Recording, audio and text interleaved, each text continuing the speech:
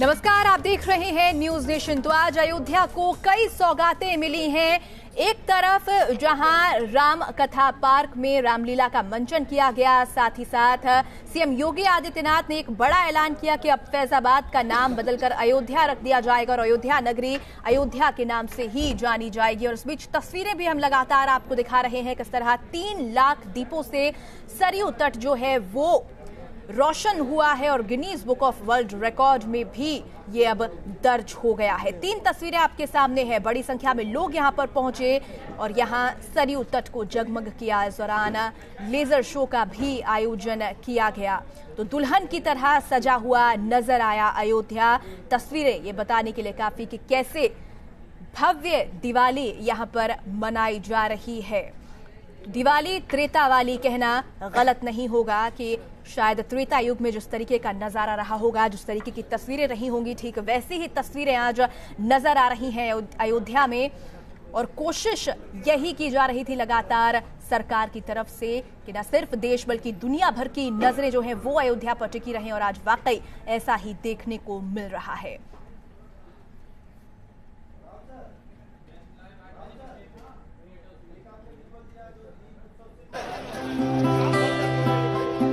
राम नाम की गूंज, दियों की रोशनी और जगमग सरयू तट। दिवाली से पहले अयोध्या में दिवाली की अद्भुत छटा नजर आई। सरयू तट पर करीब 3 लाख दिए एक साथ प्रज्वलित हुए तो नजारा कुछ ऐसा रहा। सबसे पहले सरयू तट पर भव्य आरती की गई, जिसमें दक्षिण कोरिया की फर्स्ट लेडी किम जोंग सुक भी शरीक रही।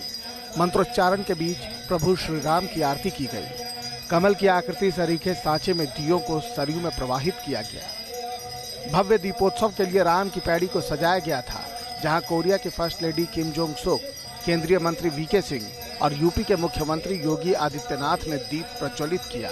16 फीट का एक दीपक राम की पैड़ी पर आकर्षण का केंद्र नजर आया। छोटी दिवाली पर रोशन तो सरयू तट हुआ, लेकिन रोशनी पूरे हिंदुस्तान में बिखरी। न मंच सियासी था, न कार्यक्रम सियासी, बस राम नाम की गूंज थी और राम नाम की ही धूम। अयोध्या में पिछली बार की तरह इस बार भी रिकॉर्ड दिए जलाए गए और फिर शुरू हुआ लाइट एंड साउंड शो। पानी पर लेजर लाइट के जरिए अद्भुत नजारा नजर आया। 3 लाख दियों और लेजर शो के जरिए अयोध्या में आज उस एहसास को जिंदा किया गया, जैसा जिक्र किस्से कहानियों में श्री राम के वन से लौटने के वक्त का किया जाता है। और एक बार फिर राम की अयोध्या में दिवाली को भी राम वाली बनाने की कोशिश की गई। अयोध्या से विद्यानाथ झा के साथ टीम न्यूज नेशन। और चलिए इसी पर चर्चा करने के लिए तमाम मेहमान हमारे साथ बने हुए हैं। स्टूडियो में हमारे साथ senior journalist NK Singh sir हैं। इसके अलावा यतिमा चेतनानंदा सरस्वती हमारे साथ जुड़ी हुई हैं। इसके अलावा नवल किशोर दास हमारे साथ हैं। साथ ही महामंडलेश्वर श्री संतोषानंद सरस्वती स्वामी चक्रपाणी महाराज भी हमारे साथ बने हुए हैं। और सबसे पहला सवाल एनके सिंह सर आपसे, लगातार जिस तरीके से सरकार कोशिश कर रही थी अयोध्या की दिवाली को त्रेता वाली दिवाली मनाने की, उस कोशिश में कामयाब तो नजर आ रही है, लेकिन जो घोषणाएं की गई हैं क्या वो गले उतरती हैं? क्योंकि इंतजार किसी बड़ी घोषणा का किया जा रहा था। नहीं, देखिए एक बात साफ है कि थोड़ा रेशनली इसको सोचे हम लोग, तार्किक तरीके से ये बात बहुत छठा बहुत अच्छी लग रही है। 3 लाख दिए जब एक साथ जलते हैं और इस तरह के भव्य आयोजन में, तो वाकई वो विजुअली बहुत रिच है और ये कहा जा सकता है कि भारत में बहुत समृद्ध है। पर हकीकत थोड़ा सा इससे अलग है। बहरहाल हम उस पर नहीं जाते हैं। आज ऐलान ये लोग सोच रहे थे कि शायद यहाँ से योगी जी ऐलान करेंगे कि राम मंदिर का निर्माण फला दिन शुरू हो जाएगा। इसको थोड़ा सा गौर से देखिए, निर्माण कैसे हो गया। क्या सारे हिंदू वहां चले जाएंगे और अचानक वो ईंट गारा लगा के शुरू कर देंगे? ऐसा संभव नहीं है। ये जब भी होगा तो कानून बनेगा या कोर्ट से होगा। 2 ही तरीके हैं। कोर्ट ने जनवरी में बेंच कॉन्स्टिट्यूट करने को कहा है। वो बेंच डिसाइड करेगा कि उसका प्रोसेस क्या होगा हियरिंग का। वो डे टू डे करेगा या वो डेट्स डालेगा। कुल मिला के मई तक ये नहीं होना है। ये सिलेक्शन जो लोकसभा का होना है तब तक नहीं होना है अदालत की तरफ से। अब दूसरा ये है विकल्प कि आप उसके लिए कानून बना ले। तो कानून बनाने से अच्छा तो कुछ नहीं। तो आप ये आयोजन चर्चा करेंगे एनके सिंह सर, लेकिन हमारे सहयोगी विद्यानाथ झा हमारे साथ जुड़े हुए हैं अयोध्या से, उनका रुख कर लेते हैं। विद्या, क्या कुछ तस्वीरें आप वहां पर देख रहे हैं? क्योंकि 3 लाख दिए जब जगमग हुए तो वाकई बेहद खूबसूरत नजारा। और इस वक्त वहां पर क्या हालचाल?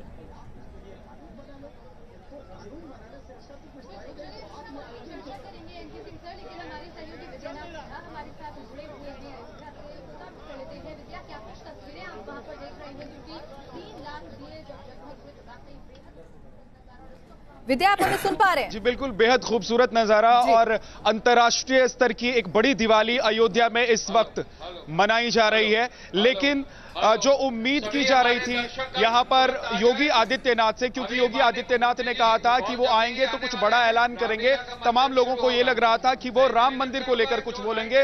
लोगों को यह लग रहा था कि राम की पैड़ी पर एक बड़ी मूर्ति बनाने की जो बात हो रही है उसको लेकर कुछ बोलेंगे, लेकिन इनमें से किसी बातों का उन्होंने जिक्र नहीं किया, बल्कि उन्होंने यहां पर एक मेडिकल कॉलेज बनाने की बात जरूर की, फैजाबाद का नाम अयोध्या करने की बात जरूर की, ऐलान जरूर किया उन्होंने।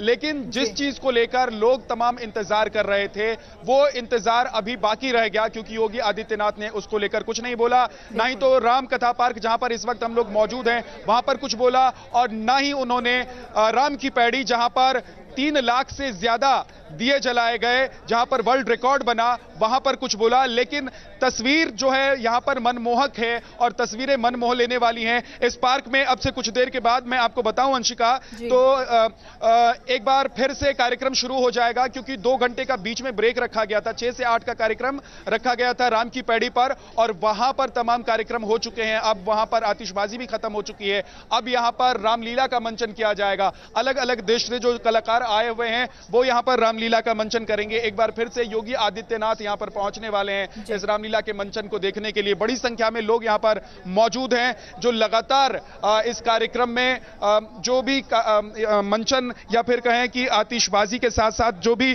प्रोग्राम है वो देख रहे हैं। बड़ी दूर दूर से भी लोग आए हैं। कुछ लोग हैं दिल्ली से बता रहे थे कि वो आए हैं, लेकिन वो सिर्फ इसीलिए आए हैं ताकि यहाँ के अंतर्राष्ट्रीय दीपावली के उत्सव को देख सकें। आप कहां से आए हैं? दिल्ली से आए हैं क्या?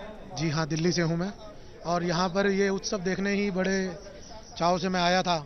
लेकिन यहाँ देख के जो यहाँ पे इन्होंने बहुत बढ़िया अरेंजमेंट जो कर रखा है, जो दिए जलाए गए हैं, जो गिनीज वर्ल्ड ऑफ रिकॉर्ड में हमारे अयोध्या का, हमारे हिंदुस्तान का जो नाम दर्ज हुआ है, उससे तो बिल्कुल ऐसा लगता है कि जी त्रेता वाली दिवाली का बिल्कुल मजा। बिल्कुल, और वही एहसास दरअसल कराने की कोशिश भी अंशिका हो रही थी कि त्रेता की दिवाली कैसी रही होगी, जब राम लौट कर आए होंगे तो कैसा माहौल रहा होगा। ठीक वैसे ही तस्वीर यहां पर दिखाने की कोशिश हुई है उत्तर प्रदेश की सरकार की तरफ से। वैसा ही एक नजारा यहां पर सरकार की तरफ से की गई थी, और कहीं ना कहीं ये कोशिश कामयाब होती हुई भी नजर आ रही है। अगर दीपोत्सव की बात की जाए, जिस तरीके से सरयू तट को सजाया गया है उसकी बात की जाए, इस दौरान हमारे साथ स्टूडियो में यतिमा चेतनानंदा सरस्वती हैं और नवल किशोर दास जी हैं। यतिमा, सबसे पहले आपसे सवाल ये कि जिस तरीके से भव्य दीपोत्सव कार्यक्रम उन्होंने किया, कई सौगातें दी, अयोध्या में मेडिकल कॉलेज का नाम राजर्षि दशरथ के नाम पर, एयरपोर्ट का नाम राम के नाम पर रखने की जो घोषणा की है,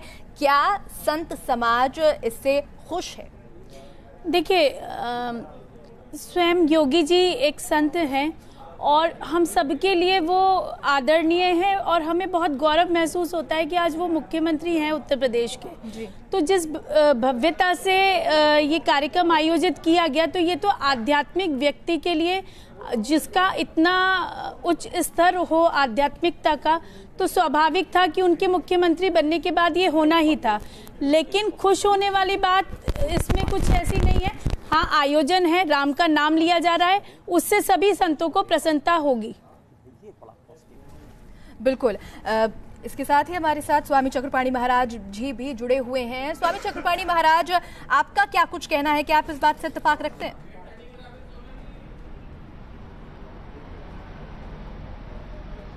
अंशिका जी, जिस प्रकार से आयोजन हो रहा है बिल्कुल बड़ा अच्छी बात है और हिंदू बड़ा गर्वान्वित महसूस कर रहा है, संतों को भी अच्छा लग रहा है। लेकिन जिस प्रकार से त्रेता युग बनाने का प्रयास किया गया, भगवान श्री राम और सीता पुष्पक विमान से अयोध्या आते हैं, तो उसी तरह हेलीकॉप्टर से आने दर्शाया गया, वो पुष्पक विमान का कहीं न कहीं वो दे रहा है। लेकिन जब आते हैं भगवान श्री राम, तो उनके उस समय जो त्रेता में था वो विशाल महल हुआ करता था। लेकिन वर्तमान में अगर आप देखें तो भगवान रामलला टेंट में है। तो आज बड़ी आशा और विश्वास था कि योगी जी आज घोषणा करेंगे कि संसद जो शीतकालीन सत्र है उसमें राम मंदिर के लिए अध्यादेश आ रहा है या कानून बन रहा है। अगर ये आज घोषणा कर दिए होते तो आज का दीपावली बहुत ही ऐतिहासिक दीपावली होता। इस वर्ष की दीपावली बहुत ही ऐतिहासिक दीपावली होता। जो भव्यता है इसमें 4 चांद लग जाता, क्योंकि पूरे हिंदू समाज, पूरे विश्व के हिंदू, पूरे विश्व के सनातनी संत लेकिन चक्रपाणी महाराज जी, इस बात से भी इनकार नहीं किया जा सकता कि राज्य सरकार इस मसले में कुछ नहीं कर सकती, क्योंकि मसला तो कोर्ट में है। पार्लियामेंट से ही कानून बन सकता है इसमें।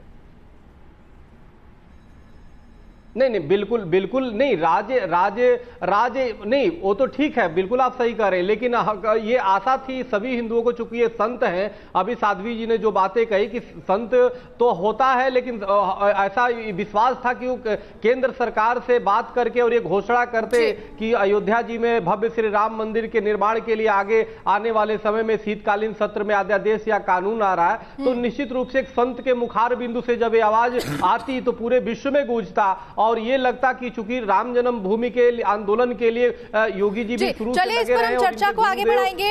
चक्रपाणी जी, आप हमारे साथ बने रहिए, हम चर्चा करेंगे कि आखिरकार केंद्र सरकार और राज्य सरकार इस मसले पर क्या कुछ कर सकते हैं, क्योंकि मामला जो है वो कोर्ट में है और पार्लियामेंट से ही इसका रास्ता साफ हो सकता है। इस बीच फैजाबाद जिले का नाम बदल दिया गया है। इसके अलावा कौन कौन सी घोषणाएं सीएम योगी आदित्यनाथ ने की हैं, इस पर एक नजर डाल लेते हैं।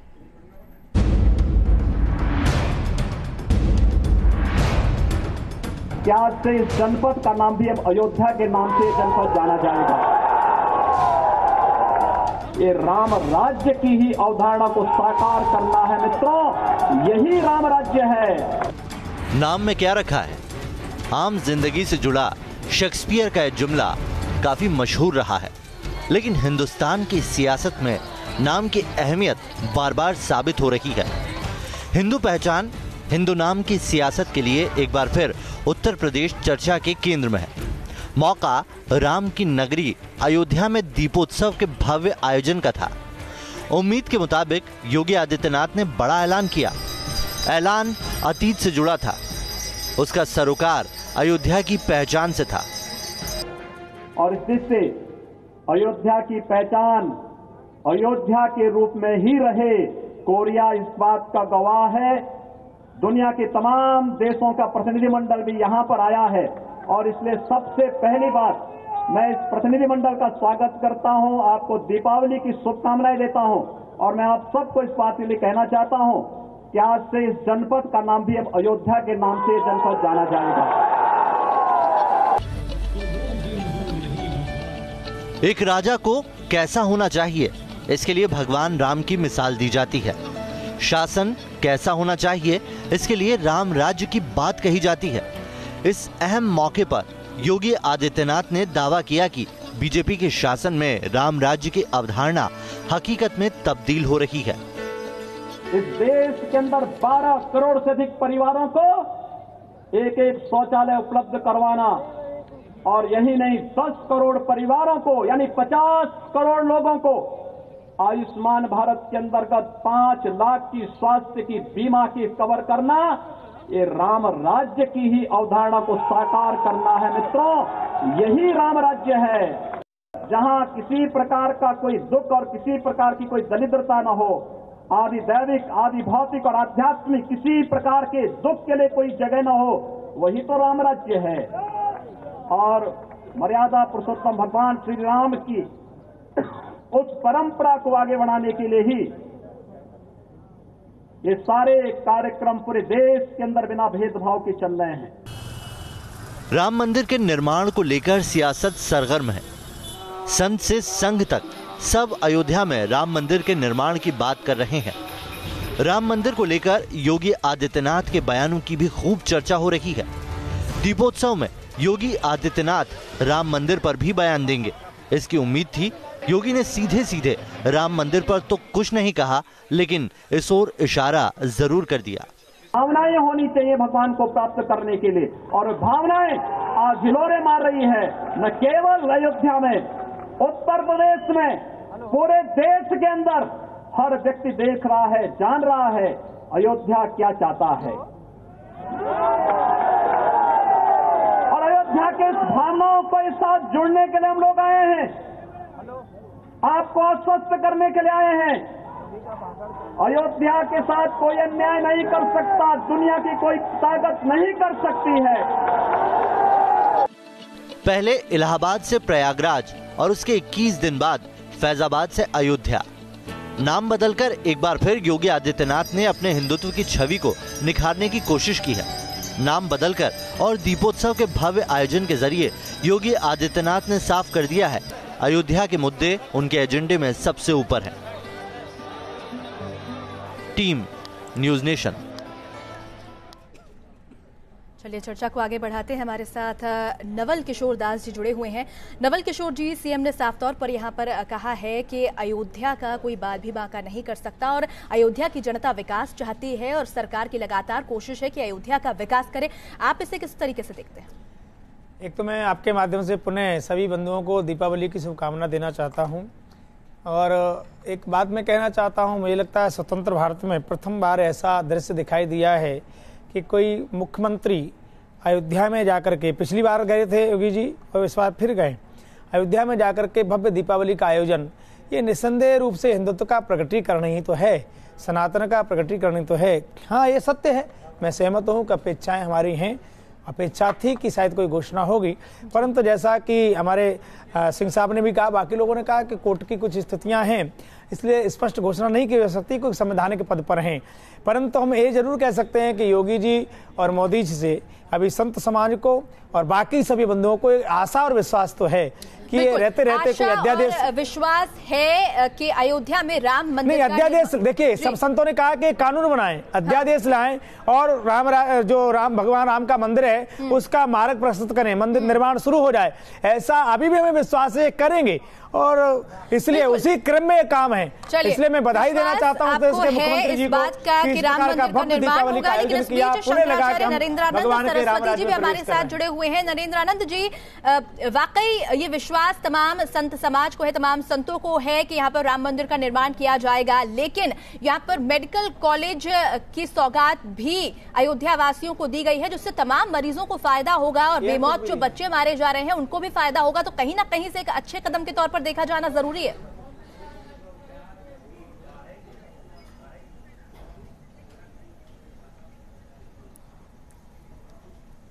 योगी जी का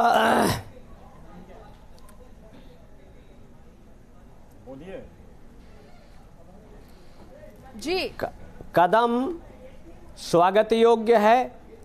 भारतीय संस्कृति, सनातन मूल्यों, मान्यताओं, आदर्शों को दिशा दशा गति अयोध्या का नाम करके भगवान राम के प्रति उन्होंने अपनी आस्था, श्रद्धा, विश्वास को व्यक्त किया है और त्रेता वाली छवि, जब भगवान राम उस समय पुष्पक विमान से 14वें मनवंतर के 28वें त्रेता में अयोध्या आए, वो स्थिति को उन्होंने विश्व पटल पर रखा और सरकार का काम मंदिर बनाने का नहीं, मंदिर बनाने का काम राम जन्मभूमि न्यास का है जिसके अध्यक्ष महंत नित्य गोपाल दास जी हैं। अब इसमें काम भारत सरकार का है क्योंकि उन्होंने पूर्ववर्ती सरकार ने अयोध्या की जमीन को अधिग्रहण किया है जो विवादित नहीं है, वो जमीन सरकार अध्यादेश लाकर वापस करे और मंदिर की जो बाधाएं हैं दूर होंगी।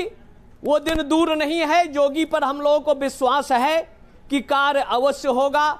और जहां तक न्यायालय का मामला विचाराधीन है, न्यायालय खुलेआम न्याय की हत्या कर रहा है। आईपीसी ये कहती है, सीपीसी ये कहती है कि छागा का निस्तारण 6 मंथ के अंदर करना चाहिए, लेकिन सुप्रीम कोर्ट अपने कानून और कायदों की धज्जियां उड़ाकर करोड़ों मुद्दों को जहां सर्वोच्च अदालत पर तो सवाल उठाना गलत है। नरेंद्रानंद सरस्वती जी, एनके सिंह सर, आप इस चीज को किस तरीके से समझते हैं, क्योंकि मिला जुला रिस्पांस जो है वो संतों की तरफ से आ रहा है इस मामले में?